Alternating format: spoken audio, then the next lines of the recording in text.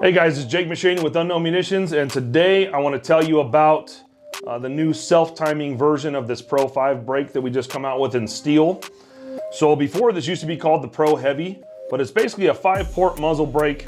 It's 1.2 inches in diameter, and what we've done, we started making this out of steel, and it's got two optional nuts, self-timing nuts that you can get. That's a 1-2 finish straight nut, or you can have the 1050 taper nut.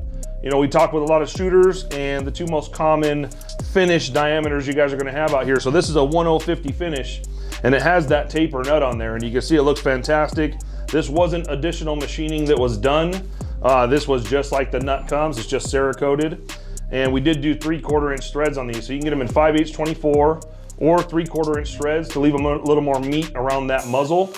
And these will actually be available in a 6mm bore diameter. All our other brakes start off at 6.5, but this one in particular, we're kind of gearing towards competition shooters with the big fat barrels. This looks fantastic, as you can tell, and even if this was a 1.2 inch straight barrel, it would still look fantastic with the optional nuts that you have. So again, Pro 5 ST, 1.2 inch diameter, self-timer, and you can have either of those two nuts that go with it.